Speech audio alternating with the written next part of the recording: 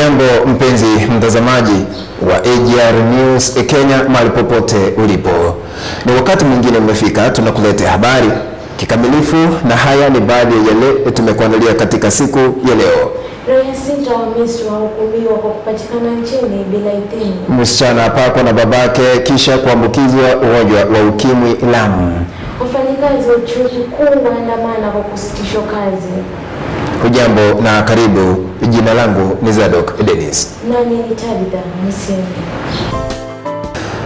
Msichana mmoja wa miaka 14 katika eneo la Mpeketoni, kaunti ya Lamu, anadaiwa kubakwa na babake na ndugu ya babake. Msichana huyo wa darasa la 3 pia anadaiwa kuambukizwa ugonjwa wa ukimwi kutokana na kitendo hicho. Bangu alikuja akanipatia shilingi 50. Mimi sikuwa nadhani kama atakuja kunifanya hayo mama. Nikachukua tukakula mimi na dadangu. Usiku akakuja. Nikaangalia hiyo nyumba ilikuwa imebomoka. Nikaangalia nikaona ni baba, akanishika mdomo kisha akaanza kunibaka. Mara ya pili kisha akakuja hivyo tena.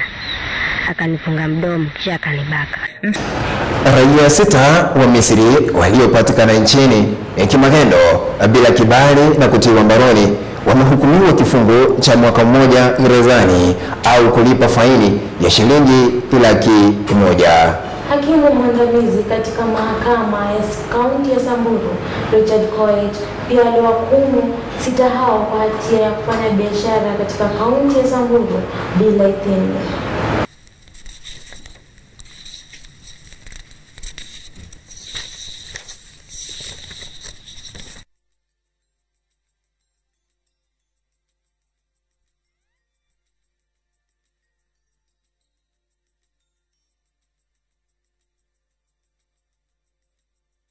Baadhi ya wafanyikazi wa vibarua katika chuo kikuu cha Kibabii kaunti ya Bungoma wameandamana kulalamikia kusimamishwa kazi katika chuo hicho. Akizungumza na wanahabari, naibu chancellor wa chuo hicho Isaac Odeo alisema bado wanafunzi wako nyumbani kufuatia janga la corona na kusema kazi zimepungua. Jambo hilo likapelekea kusitishwa kazi kwa wafanyikazi hao.